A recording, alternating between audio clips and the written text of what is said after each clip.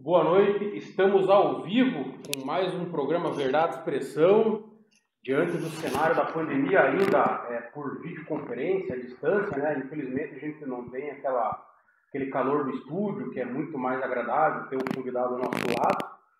Estamos ao vivo pelo canal 59, pelo nosso site, verdadeexpressão.com.br, e pelas redes sociais da TV Transamérica e do Verdade e Expressão no YouTube, Facebook, Instagram. Nós estamos iniciando uma série de entrevistas com os candidatos a prefeito de Curitiba. E quem lidera essa série de entrevistas é o João Arruda, nosso amigo João Arruda, que muito conhecido, presidente estadual do MDB, já foi deputado federal 2 vezes, foi o último candidato ao governo do estado pelo MDB nas eleições de 2018 e colocou aí seu nome para disputar a prefeitura de Curitiba. Boa noite, João. Seja bem-vindo. Uma honra conversar novamente com você. Boa noite, Rafael. Um prazer muito grande estar com você, com todos os telespectadores aqui da TV Transamérica. Não é a primeira vez que eu participo de entrevistas com vocês aí, e é sempre uma honra, um prazer. A equipe muito simpática.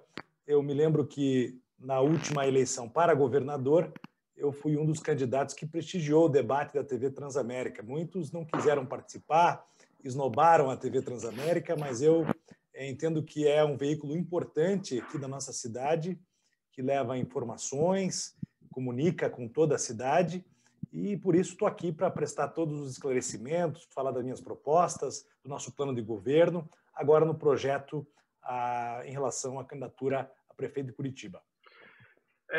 Uma coisa é fato, João, você não foge da batalha, né? Você, numa situação adversa em 2018, você pôs o seu nome para o governo do estado depois daquela desistência do Osmar Dias, e agora, nesse cenário que o Gustavo Frutti desistiu, que poderia ser um candidato aí apoiado pelo MDB, a gente sabe que tinha algumas conversas aí, né, por conta da aliança que vocês fizeram em 2018, você, na última hora, colocou o seu nome novamente aí para disputar a prefeitura de Curitiba. Eu gostaria que você falasse dessas situações aí que você, para deixar, digamos, o partido com a base ainda muito forte, tem que enfrentar essa batalha aí.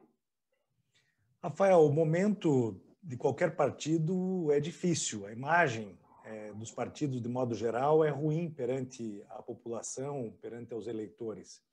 É preciso apresentar projetos. E, pessoalmente, eu me sinto na obrigação de me colocar quando discordo do projeto em andamento. Naquela eleição de 2018, eu discordava das posições tomadas pelos dois candidatos. Então, se eu recuasse, seria como se eu estivesse apoiando aquelas candidaturas. Me senti na obrigação de colocar o meu nome para governador do estado. Fizemos uma campanha bonita, saí bem do processo, cresci de 3% para 13%, cresci bastante na campanha, me tornei mais conhecido e registrei a nossa posição, que é bem diferente daqueles candidatos que se apresentaram ali.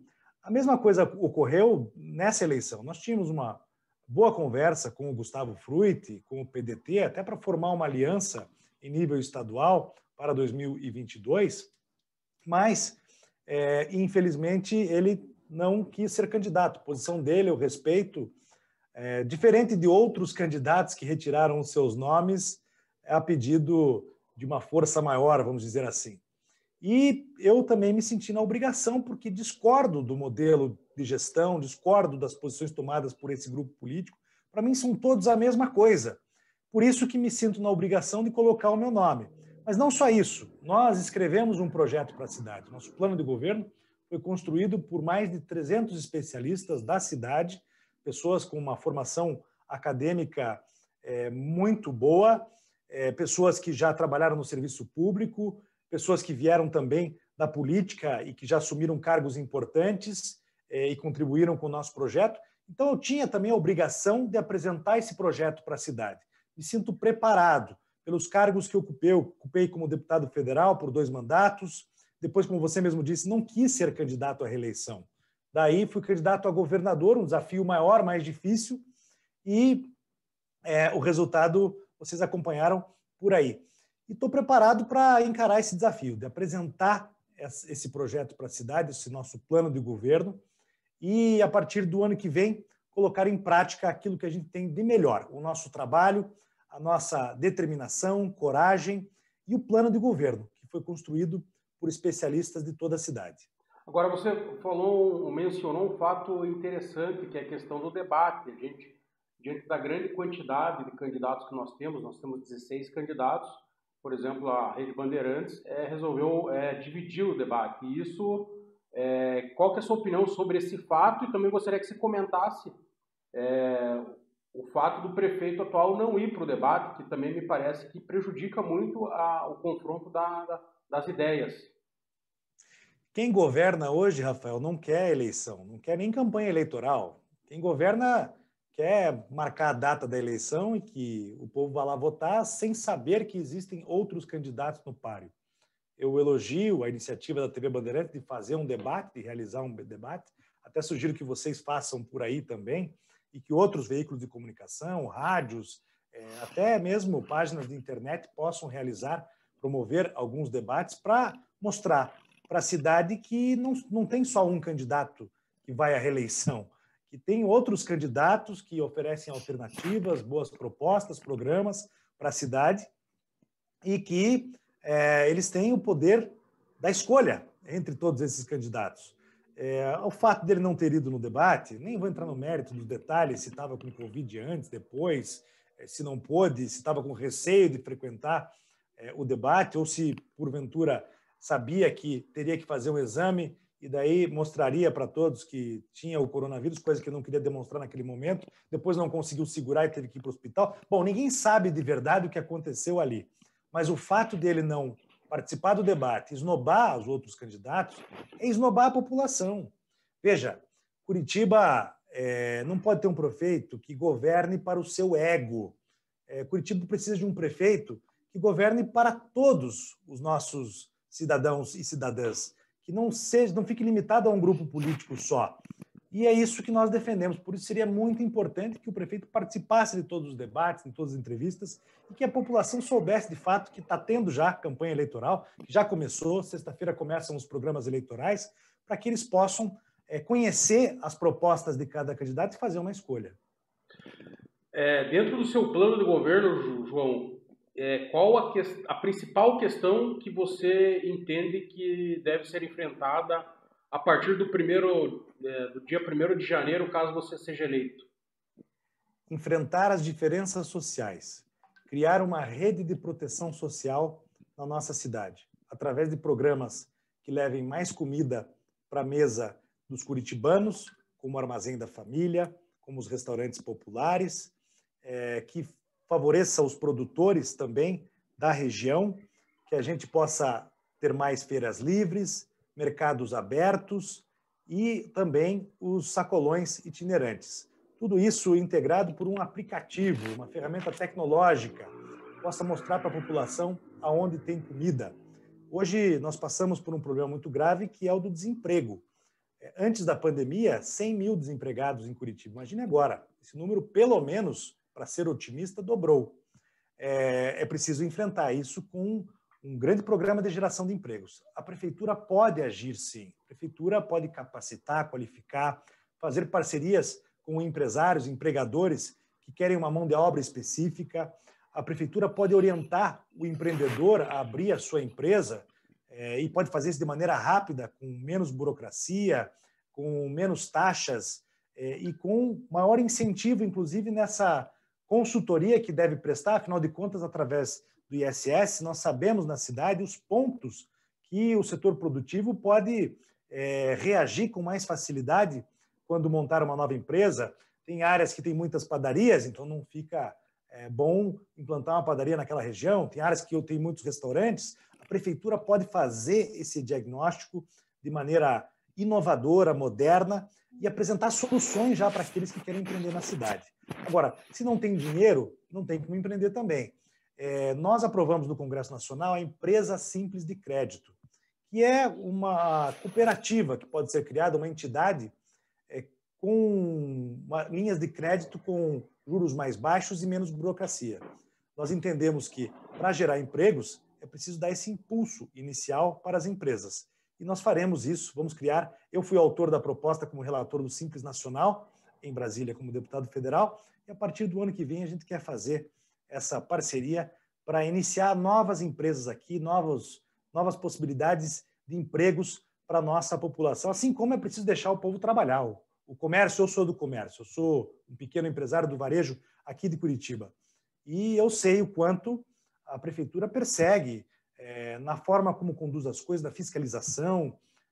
Eu penso como os empresários, eu sei aonde está pegando. Por isso, nós vamos trabalhar juntos a partir do ano que vem, para que a gente possa destravar a economia através da produção aqui na cidade. O curitibano é muito produtivo, otimista, e nós vamos superar essa crise juntos. Além da rede de proteção social que nós queremos criar, investimentos em educação e saúde pública, também temos um belíssimo plano de mobilidade que foi elaborado pelo arquiteto urbanista Luiz Forte Neto, e também da nova urbanização, que passa pela linha verde e a construção de 9 centros comunitários em diversas regiões da cidade, para que os bairros tenham mais autonomia. Agora, João, abordando essa questão da economia que você falou, você que é um empresário também, como que você enfrentaria, se fosse prefeito hoje, desde o início dessa pandemia, como que você conduziria esse processo? Porque a gente teve, pelo menos aqui em Curitiba, a gente teve muito aquela questão do abre e fecha.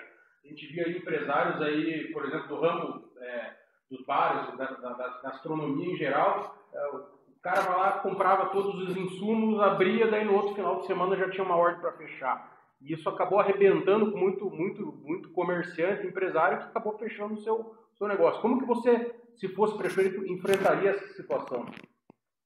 Primeiro que fecharam muito cedo.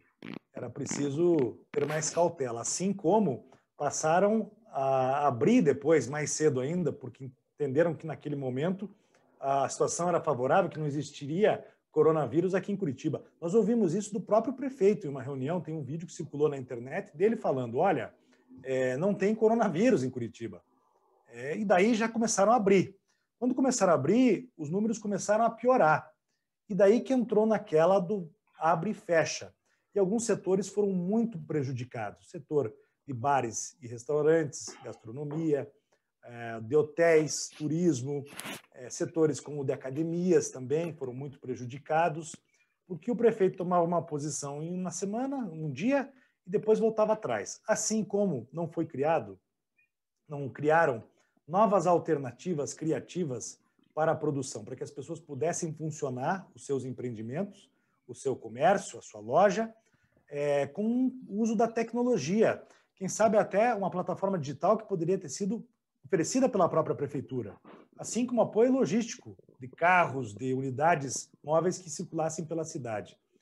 Você veja que nós ficamos uma semana fechados, inclusive no delivery, o que é um absurdo. Se você reunir médicos infectologistas, você vai ver que a chance de transmissão é de menos de 2% através de delivery. Então, isso tudo prejudicou muito a nossa economia, a falta de diálogo, transparência e de decisão. A decisão ela foi tomada, mas ela era tomada uma semana, na semana seguinte voltavam atrás. Assim como era preciso, para se tomar uma decisão, eu sei que isso é uma coisa difícil de se fazer, sobretudo em relação a uma pandemia, eu reconheço isso, mas com médicos, infectologistas, cientistas, pesquisadores, em primeiro lugar, era preciso ouvir a ciência, e a ciência aliada ao setor produtivo. Era preciso promover o diálogo entre todas essas partes, para que quem produz, para o trabalhador, saber até onde pode ir e para trabalhar com toda a segurança necessária. Ninguém, naquele momento, queria correr risco ou colocar outras pessoas em risco. Você falou da questão da saúde. A gente teve algumas medidas em relação à saúde desde o início do governo, da atual gestão, né? A terceirização de algumas unidades de saúde. Eu gostaria que você comentasse qual a sua opinião, e fechamento de alguns postos de unidade de saúde. Gostaria que você comentasse e falasse também qual que é o seu projeto aí para a área de saúde. A terceirização é um desastre, é um horror. Eu vou te dizer por quê. O prefeito costuma dizer que está gastando menos do que gastava antes quando patrocinava a estrutura municipal de saúde. É lógico, uma empresa terceirizada, ela gasta menos, inclusive, para ter uma margem maior de lucro. Nós estamos perdendo na qualidade dos serviços. Os médicos não têm a experiência necessária para cumprir o seu dever ali, esses terceirizados. Tem médicos sem residência, né? As pessoas estão sendo atendidas por estagiários, sem contar que os materiais também não são o suficiente, os equipamentos.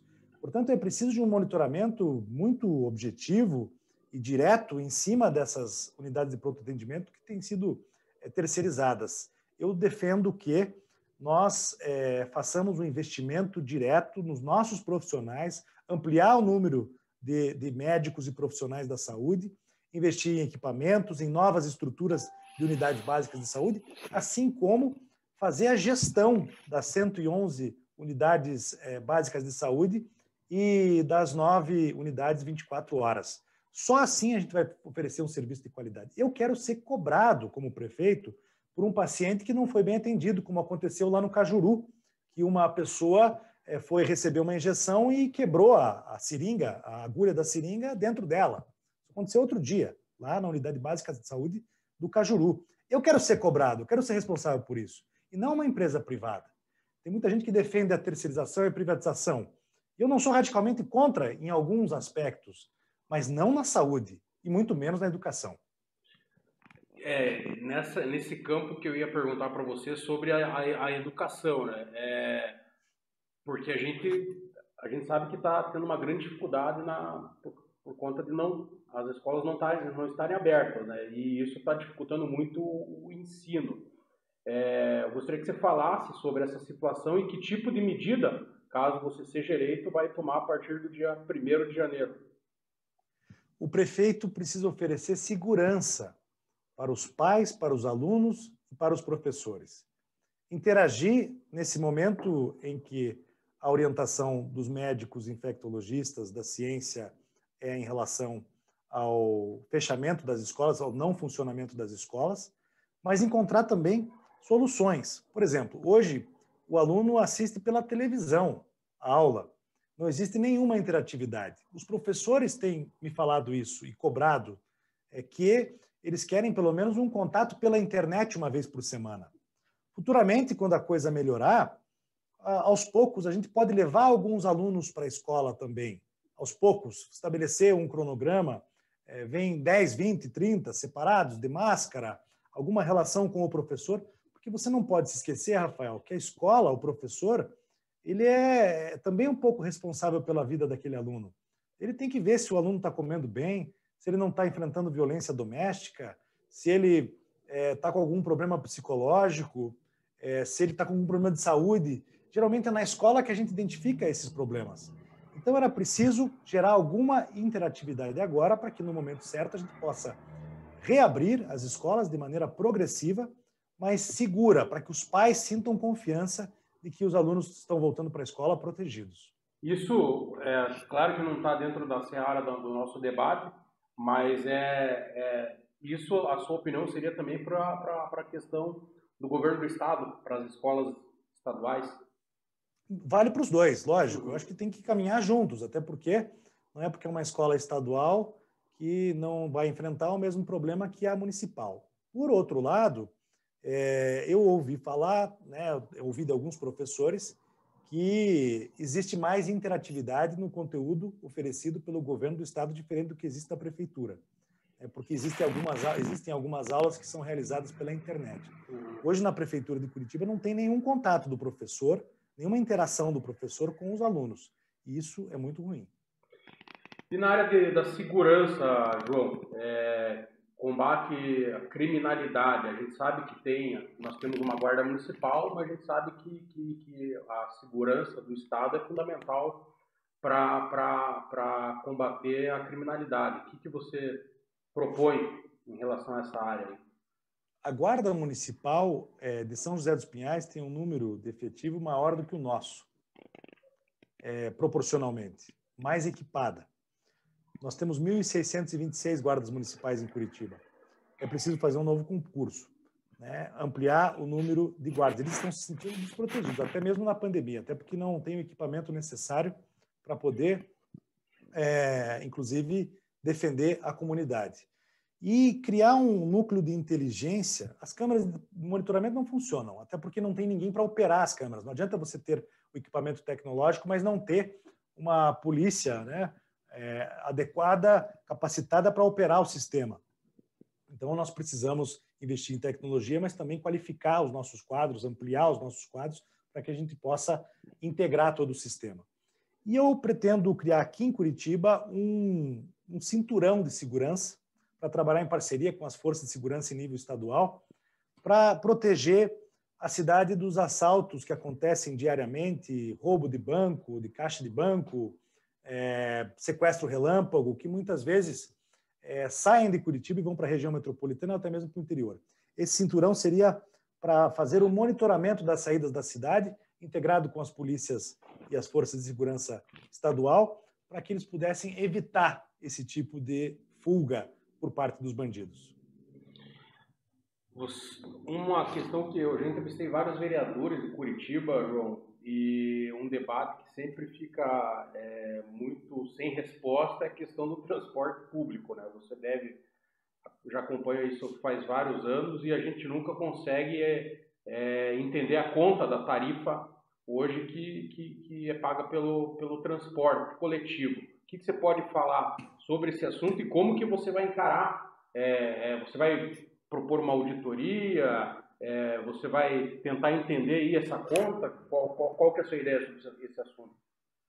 O próximo prefeito terá o desafio de pavimentar, de construir a nova licitação que vai acontecer em 2025.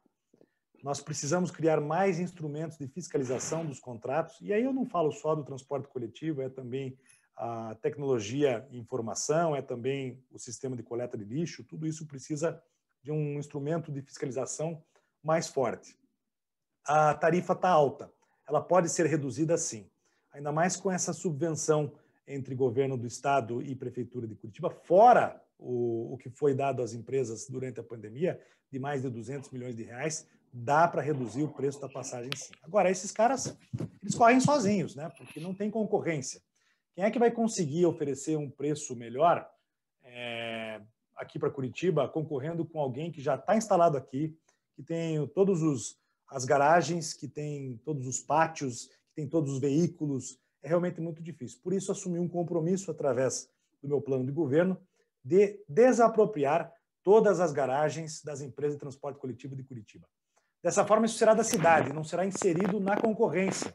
A gente promove mais igualdade na disputa e melhor chance para uma outra empresa entrar e poder prestar o serviço com uma tarifa mais barata. Assim como é preciso inovar também. Não é possível que os ônibus de Curitiba não tenham internet. Não é possível que os pontos de ônibus de Curitiba é uma referência para nós, é melhor do que muitas cidades do Brasil, sim, mas não é possível que os pontos de ônibus não tenham um painel digital demonstrando que horas o ônibus chega, né, que hora sai. Se nós temos isso com o transporte privado de passageiros, com o aplicativo, como é que um passageiro de ônibus não pode saber onde é que está o ônibus dele, que horas que ele está chegando, ao mesmo tempo em que ele possa controlar a qualidade do transporte que ele está utilizando e dizer se está bom ou se está ruim, assim como tem no Uber também, no transporte privado de passageiros, bilhetagem eletrônica. E aí você pode me falar, mas João, mas como é que as empresas de ônibus estão reclamando que o custo deles é muito alto? Existem outras alternativas de custeio criativas que podem trazer dinheiro para o custeio do transporte coletivo sem tirar do bolso do passageiro ou dos cofres da prefeitura. Você, João, que volta e meia está correndo ou anda de bicicleta aí, deve conhecer bastante a questão da problema de habitação que tem na cidade de Curitiba. Qual que é a sua ideia sobre a Coab e o que você propõe para essa área da habitação? A Coab tem 19 áreas em Curitiba, 19 áreas, isso está registrado já. E, ao mesmo tempo, nós temos de cada 8 famílias curitibanas, uma que está na fila da Coab para conseguir uma casa. Ou seja, é muito estranho tudo isso. Por outro lado, tem famílias morando em situação de risco, no Caximba, no Uberaba e também no Rio Barigui.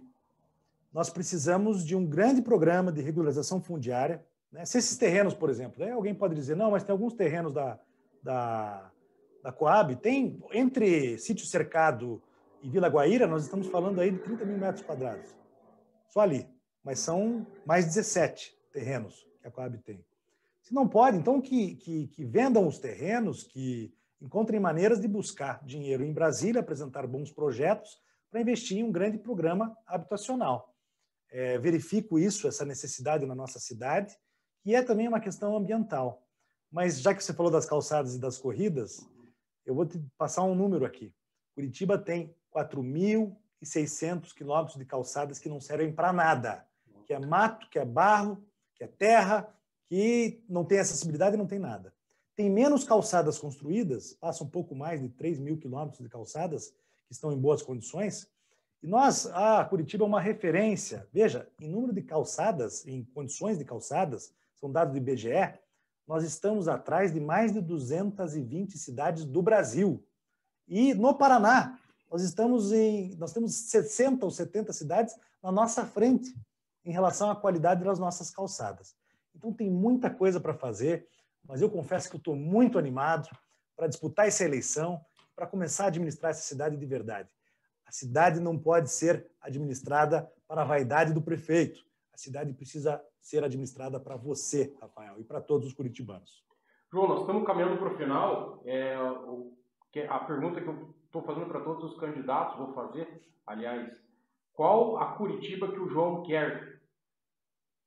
Eu quero uma Curitiba inovadora, criativa, tecnológica, mas que cumpra o seu dever principal, que é colocar comida na mesa da população que mais precisa, que é de gerar emprego para quem está desempregado, que é para dar casa para quem quer dignidade, que é para regularizar áreas que colocam famílias em risco, que é para promover uma educação de qualidade com uma estrutura fantástica que possa ser o centro da comunidade, no contraturno, nos finais de semana, que valorize os professores e que eles estejam motivados para receber os alunos, os pais, os tios, os primos, que tenha um teatro, que tenha uma quadra coberta, que tenha uma piscina em alguns casos, e que possa fortalecer a vida nos bairros, porque a Curitiba que eu sonho é uma Curitiba igual para todo mundo.